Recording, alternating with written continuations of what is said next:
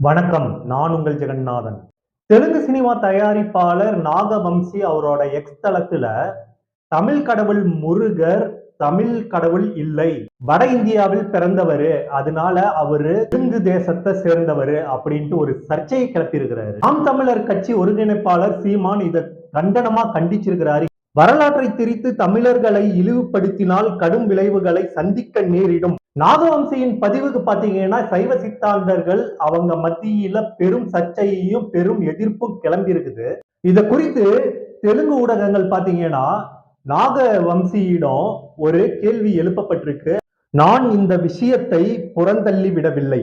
நான் உடனடியாக அவசர கதியில் இதற்கு பதிலளிக்க விரும்பவில்லை. இயக்குனர் திருவிக்ரம் இயக்கத்துல ஜூனியர் என்டிஆர் நடித்திட்டு பல சர்ச்சைகளை கிளப்பி இருக்கிற படம் தான் காட் ஆஃப் வார். இதுல பாத்தீங்கன்னா முருகரை கொஞ்சம் அவமதிக்கிற விதமா எடுத்து வச்சிருக்கிறாங்க அப்படின்ட்டு சொல்லப்படுது.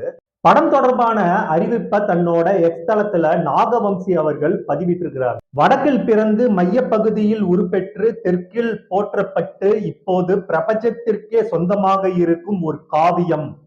நாகவம்சியோட இந்த பதிவு தமிழ்நாட்டுல பெரும் சர்ச்சையை ஏற்படுத்தி இருக்குது. முருகரை பற்றி தவறான கட்டமைப்பை அமைக்க கூடாது அப்படின்ட்டு சீமான் சொல்லியிருக்கிறாரு. நாம் தமிழருடைய கட்சியின் ஒருங்கிணைப்பாளர் சீமான் அவரோட எக்ஸ்தலத்துல என்ன சொல்லியிருக்காருன்னா, கலைப்படைப்பு என்ற பெயரில் அடிப்படை புரிதலின்றி இது போன்ற வரலாற்று திரிப்புகளை உண்மை என கட்டமைக்க முயல்வது கண்டனத்துக்குரியது. மேலும் சீமான் தன்னோட எக்ஸ்தலத்துல தொடர்ந்து பதிவிட்டிருக்கிறாரு. என்ன பதிவிட்டிருக்கிறாருன்னா, ஐவகை திணைகளில் ஒன்றான குறிஞ்சி திணையின் தலைவன் முருகனை முப்பாட்டன் என அழைத்து வணங்கி போற்றுவது தமிழரின் மரபு சார்ந்த தொடர்ச்சியான வழிபாட்டு முறை. தமிழ் தான் முருகன், முருகன் தான் தமிழ், இரண்டும் பிரிக்க முடியாதது. தமிழர் இறையோன் முருகன் என்பது எங்கள் உயிரோடும் உணர்வோடும் கலந்த ஒன்று. அதை தவறாக கட்டமைத்து இழிவுபடுத்த யாருக்கும் உரிமை இல்லை.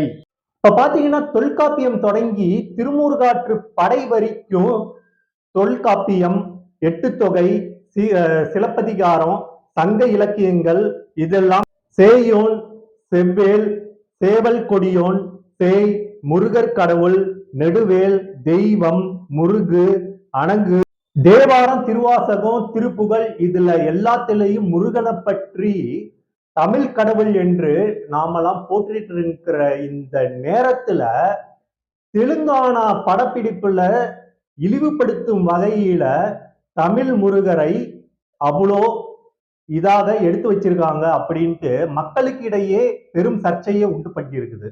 இந்த கண்டனத்தை கேள்விப்பட்டு இருந்தும் தெலுங்கானா படப்பிடிப்பு குழு நாகவம்சி இருக்காரு இல்லைங்களா, அவரு எந்த ஒரு பதிலையோ எந்த ஒரு குற்ற உணர்ச்சியையோ அவரு எந்த ஒரு செயலையோ இதுவரைக்கும் செய்யல அப்படின்ட்டு சொல்லப்படுது. பாண்டிய நாட்டு வரலாற்று ஆய்வு மையத்தின் செயலாளர் சோ சாந்தலிங்கம் அவரோட எக்ஸ்தலத்துல என்ன சொல்லியிருக்கிறாருன்னா, தமிழ்நாட்டில் குறிஞ்சி நில தலைவராக முருகன் பார்க்கப்படுகிறார்.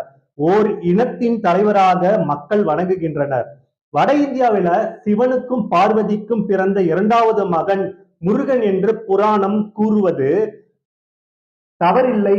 அது அந்த காலத்துல இருந்தே தமிழக மக்கள், அதாவது தமிழ்நாட்டுல முருகர் தன்னோட பிரியமான கடவுள் என்று சொல்லப்பட்டு வரும் நிலையில தெலுங்கு படத்துல இப்படி காமிப்பது ஒரு விதமான சர்ச்சையை ஏற்படுத்தி இருக்குது.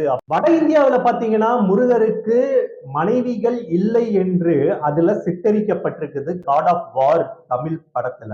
அதுலயும் முருகனுக்கு வள்ளி தெய்வானை 2 மனைவிகள் உள்ளதாக பகிரப்படவில்லை அப்படின்ட்டு சொல்லப்படுது. இந்த படத்துல பாத்தீங்கன்னா முருகன் வேடன் குலத்தை சேர்ந்தவர் அப்படின்ட்டு சித்தரிக்கப்பட்டிருக்குது. அப்படி இருந்தும் குறவர் சமூகத்தை சேர்ந்தவர் வள்ளியை திருமணம் செய்து கொண்டார். ஆறுபடை வீடு முருகன் கோவில் தமிழ்நாட்டுல அங்கங்க குன்றின் மேல் இருக்கும் இடமெல்லாம் கோவில், முருகன் கோவில் அப்படின்ட்டு ஔவையார் சொன்ன வாக்கியம் நமக்கு நினைவு வருது. இதுல பாத்தீங்கன்னா வழிபாட்டு முறை வட இந்தியாவில் இல்லை அப்படின்ட்டு லிங்கம் சொல்லியிருக்கிறாரு. சைவ சித்தாந்த அறிஞர் சத்தியவேல் முருகர் தன்னோட எக்ஸ்தலத்துல என்ன சொல்லியிருக்காருன்னா, முருகன் கடவுளாக பார்க்கப்படுகிறார், அவர் பிறந்தார் என்று கூறுவதே தவறானது. சரவண பொய்கையில் அவர் உதித்தார் என கந்த புராணம் கூறுகிறது. உதித்தல் என்றால் முன்பு பின்பு இருக்கும். சூரியன் உதிப்பதுடன் இதனை தொடர்பு படுத்திக் கொள்ளலாம். ஒருவர் பிறந்தார் என்று கூறினால் தோற்றம் மறைவு என இரண்டையும் எழுதப்பட வேண்டும். முருகனுக்கு இது பொருந்தாது. முருகனுக்கு குறிஞ்சி நில தலைவன் என பெயர் வைத்தனர். தமிழ் கடவுள் என்றால் அவர் தமிழ்நாட்டுக்கு மட்டும் உரியவராக இல்லை, அவர் உலகம் முழுவதும் நிறைந்திருக்கக்கூடிய ஒருவராக இருக்கிறார். வட இந்தியாவில் முருகன் என்ற சொல்லே கிடையாது. அவர்கள் கார்த்திகேயன் என்ற பெயரில் முருகனை வழிபடுகின்றனர். முனைவர் நல்லூர் சா சரவணன் தன்னுடைய எக்ஸ்தலத்துல என்ன சொல்லியிருக்கிறார்னா, கடவுள் பிறத்தல் என்ற ஒன்று இல்லை. கடவுள் என்பவர் தன்னை வெளிப்படுத்திக் கொள்பவர். ஒவ்வொரு உயிருக்குள்ளும் முருகன் இருக்கிறார் என்பது தமிழ் சமூகத்தின் நம்பிக்கையாக உள்ளது. மேலும் அவரு தன்னோட எக்ஸ்தலத்துல என்ன சொல்லியிருக்காருன்னா, முருகன் முன்னே வரும் முன்னவன். பாத்தீங்கன்னா முருகனை தமிழில் சேய், சமஸ்கிருதத்தில் குமரன் அப்படின்ட்டு சொல்வதுண்டு. கடவுள் வழிபாட்டை 3 விதங்களாக பிரிச்சிருக்காங்க தொல்காப்பியத்துல. என்னென்ன அப்படின்னு பார்த்தோம்னா, கொடிநிலை, கந்தளி, வள்ளி. இதுல பாத்தீங்கன்னா கந்தளி அப்படின்ற சொல்ல பிரிச்சோம்னா கந்தா அப்படின்ற வார்த்தையும் அழித்தல் அப்படின்ற வார்த்தையும் வருது. அதனால கந்தன் அழித்தல் அப்படின்ற பொருளும் வருது. நல்லூர் சா சரவணன் தன்னோட எக்ஸ்தலத்துல மேலும் என்ன சொல்லியிருக்காருன்னா, தொல்காப்பியத்தில் வரும் உண்ண மரத்தை காவல் மரம் என கூறுவார்கள். இந்த மரத்தை எதிரிகள் வெட்டுவார்கள். அழிவை அடையாளம் படுத்தும் வகையில் நிமித்தம் காட்டிய மரம் என்பதால் அதை மக்கள் வழிபடுகிறார்கள். காவல் மரத்தின் அடிமரத்தை கும்பிடுவதை கந்திலி வழிபாடு என்றனர். அந்த வகையில் கந்தன் என முருகன் அழைக்கப்பட்டார். இப்ப பாத்தீங்கன்னா தமிழ் மரபில் சேய் அப்படின்ற வழிபட்ட முருகன் சமஸ்கிருதத்துல குமரன் அப்படின்ட்டு அழைக்கப்பட்டிருக்குது. வட இந்தியாவில் பாத்தீங்கன்னா முருகனுக்குரிய பெருமைகளை பற்றி பேசப்பட்டிருக்குது. அது என்ன அப்படின்னு பார்த்தோம்னா, ரிக்வேதத்தை அடிப்படையாக கொண்ட வேதகால நாகரிகம் விவரிக்கப்படுகிறது. ரிக்வேதத்தில் குமரன் என்ற சொல் 17 முறை பயன்படுத்தியுள்ளது. 1967 ஆண்டு ஒரு நூல்ல எழுதப்பட்டிருக்குது. ஸ்கந்தா கார்த்திகேயா அப்படின்ற புத்தகத்துல விரிவாக எழுதப்பட்டிருக்குது. அது என்னன்னா, ஸ்கந்தா என்ற வார்த்தையில பிற்கால பயன்பாட்டாகவும் சேனை தலைவராகவும் முருகன் மக்களுக்கு நல்லதை செய்வார் அப்படின்ட்டு எழுதப்பட்டிருக்குது. இப்ப பாத்தீங்கன்னா முருகன் வழிபாடு வட இந்தியாவில எப்படி வழிபடுறாங்க அப்படின்றத பார்ப்போம். வியாச முனிவர் இருக்காரு இல்லைங்களா, அவரு எழுதின 18 புராணங்கள்ல ஸ்கந்த புராணம் முக்கியமானது. அதுல கார்த்திகேயனுடைய பெயர்கள் ஒன்றாக ஸ்கந்தன் அப்படின்ட்டு சொல்லப்படுது.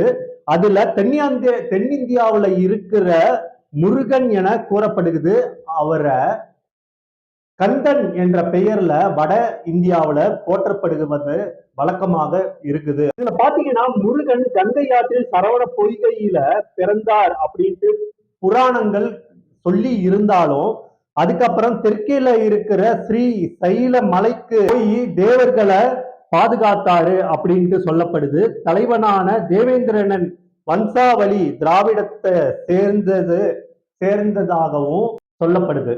மீண்டும் ஒரு தொகுப்பில் சந்திப்போம். நன்றி, வணக்கம்.